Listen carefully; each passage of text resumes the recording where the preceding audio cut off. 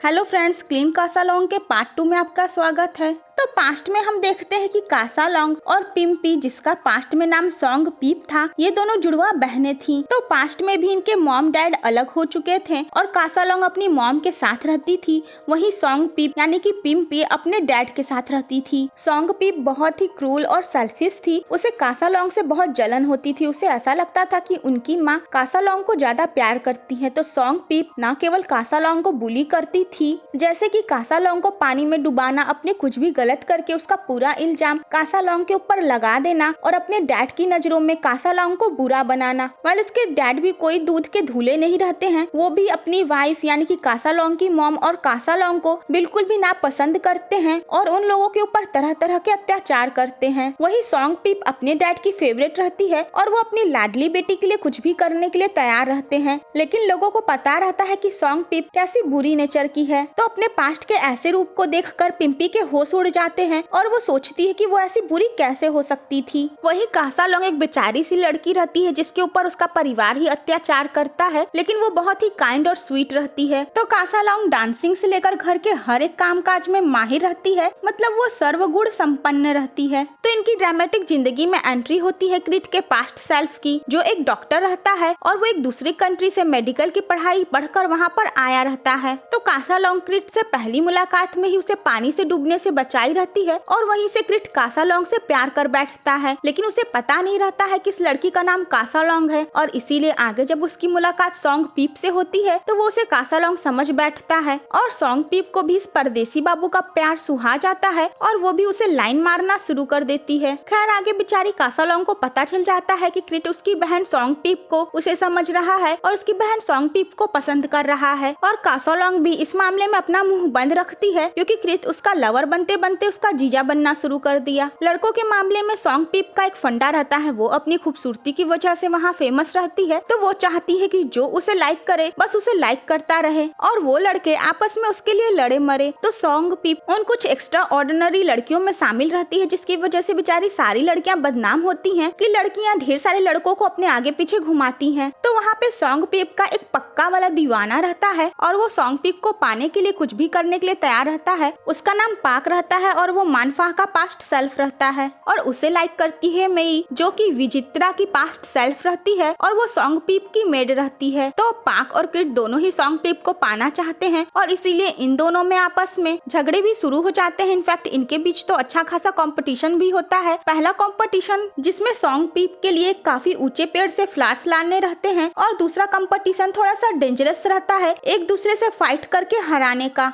औरत का चक्कर बाबू भैया, औरत का चक्कर। तो ये दोनों सोंग पीप के लिए एक दूसरे से लड़ने मरने के लिए तैयार रहते हैं और सोंग पीप को भी इसमें काफी मजा आता है। बट फाइट वाले दिन क्रिट एक ही जगह पे देख लेता है कासालोंग और सोंग पीप को और उसके बाद उसे सारा खेल समझ में आ जाता है। तो क्रिट को सारी बात क्लियर करने में हेल्प करती है बुआ कियांग, जो कि एक छोटी बच्ची रहती है और वो क्रिट और कासालोंग दोनों की ही काफी करीब रहती है। तो सच्चाई जानते ही क्रिट अपनी गलती सुधार लेता है, वो कासालोंग के साथ हो जाता है और सोंग पीप से दूरी बना लेता है। बैक इन प्रेजेंट क्रिट और उसके फ्रेंड्स पिम्पी को ढूंढते हैं। क्रिट पिम्पी को कॉल करता है और पिम्पी जब कॉल रिसीव करने की कोशिश करती है तो कासालोंग अपनी पावर्स से उसका सेल फोन दूर कर देती है। आगे क्रिट और उसके सारे फ्रेंड्स उसे ढूंढते ढूंढते उसी स्पॉट पर पहुंच जाते हैं जहां पर पिम्पी का एक्सीडेंट हुआ था। वो वहीं पर आसपास पिम्पी को ढूंढते हैं। पिम्पी उन्हें बुलाने की कोशिश करती है बट वो सब पिम्पी को देख ही नहीं पाते हैं। आगे कासालोंग अपनी पावर्स का इस्तेमाल करके कॉल पे पिम्पी से ये कहलवा देती है कि वो जहाँ है बिल्कुल ठीक है और वो काम से कहीं गई है। और उसके बाद रात में फेस्टिवल में पिम्पी की जगह कासालोंग जाती है और क्रिट से मिलती है। वो कहती है कि क्या वो पर्सन वापस लौट कर आएगा जिसे मैं प्यार करती हूँ, जैसा कि उसने प्रॉमिस किया था। और उसके बाद वो क्रिट को ले जाती है अपने उसी भूतिया घर में और उसके बाद वो क्रिट को वहाँ पर कैद कर लेती है। वो क्रिट को भी पास्ट दिखाती है और क्रिट जब होश में आता है तो वो कासालोंग को देखकर डर जाता है। वो उस घर से भागने की कोशिश करता है लेकिन वो वो उसे वहाँ पर कैद कर देती है। जब वहाँ क्रिट ज्यादा बहादुरी दिखाने की कोशिश करता है तो वो उसे अपनी भूतिया शक्ल दिखाकर उसके होश उड़ा देती है। तो क्रिट के फ्रेंड्स अचानक क्रिट के भी गायब होने से परेशान होते हैं और वो उसे ढूंढते हुए उसी भूतिया घर में आते हैं। उस घर में उन्हें आसपास पैरानॉर्मल चीजें फील होने लगती हैं और उसके बाद वो वहाँ से जल्दी से भाग निकलते हैं और क्रिट उनसे हेल्प ले ही नहीं पाता है। कासालोंग पिम्पी से पूछती है कि तुम घर जाने के लिए मरी जा रही हो ना, तो चलो तुम वापस लौट जाओ। और उसके बाद पिम्पी कुछ लोगों को मिल जाती है और वो हॉस्पिटल में एडमिट हो जाती है, लेकिन वो होश में नहीं आती है क्योंकि उसकी आत्मा तो उसके बॉडी से बाहर रहती है। तो कहानी में एंट्री होती है एक पुलिस ऑफिसर की, जो पिम्पी के एक्सीडेंट और क्रिट के गायब हो जाने के बारे में सब कुछ इन्वेस्टिगेट करता है।